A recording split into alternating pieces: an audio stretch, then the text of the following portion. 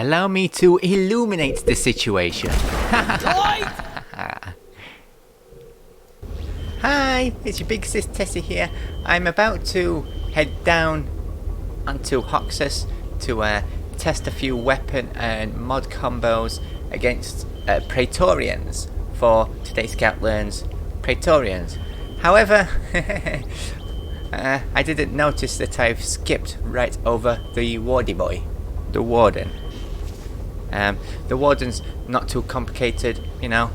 Aim for the organ, the orb, the spore emitter, the big shiny thing on top of it. You can't miss it. So we'll go through the Warden quickly, and then I can head back down to Hoxus and carry on with my Praetorian video, which will should be up right after this one. Okay, so let's have a look quickly. Let's open up the Miner's Manual and see what it says about our Wardy boy here.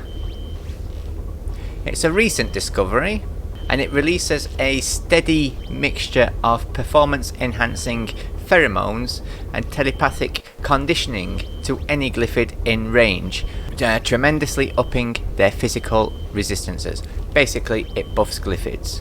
There's an interesting line at the end there. Imagine if they ever evolved the capacity to influence other species in the same way. Maybe that's a future creature.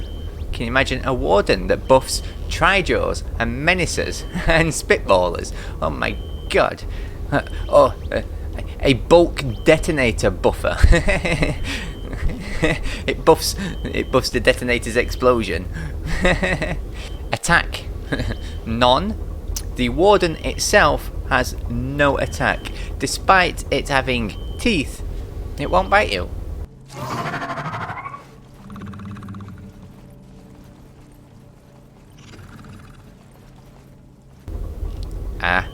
No armor. Apparently no armor. What's that over its legs and head? Is this manual quite inaccurate? I'm sure it has armor. Its weak point, spherical spore emitter organ. You see it there, the big purple thing on top. Boop boop. Let's have a look at the wiki. What does the wiki say about our Wardy boy? Armor heavy. It does have armor. It has heavy armor over its legs, the top.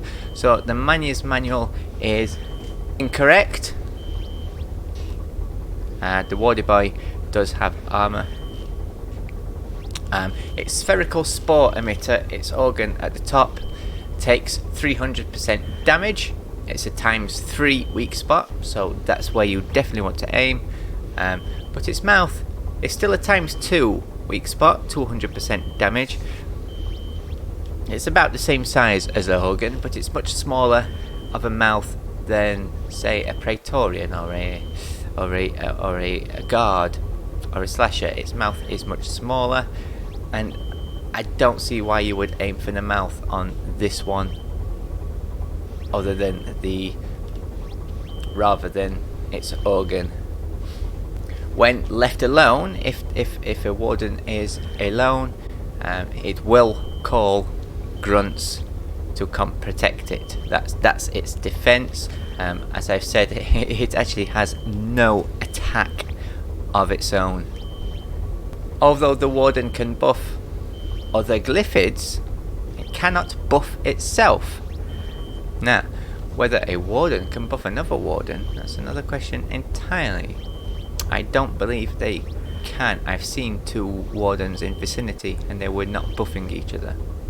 The buff can only affect some Glyphid enemies: Grunt, Slasher, Guard, Praetorian, and the Oppressor. In other words, you don't want these popping up in the middle of a swarm, and if one does, they are a high priority target for every scout. If you see a Warden, that's your job. Get to that Warden, take it out. Freeze!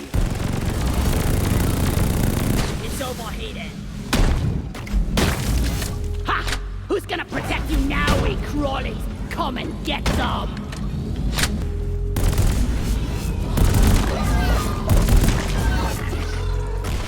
Light Hi. Okay, sorry it was such a short video. Like I said, the Warden is there's not really much else to say about it.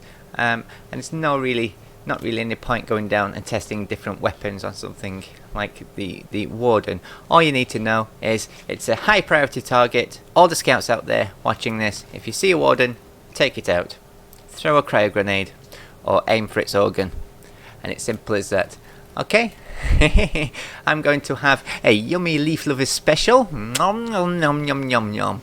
Have a sandwich and then head back down to Hoxus and finish the Praetorian video.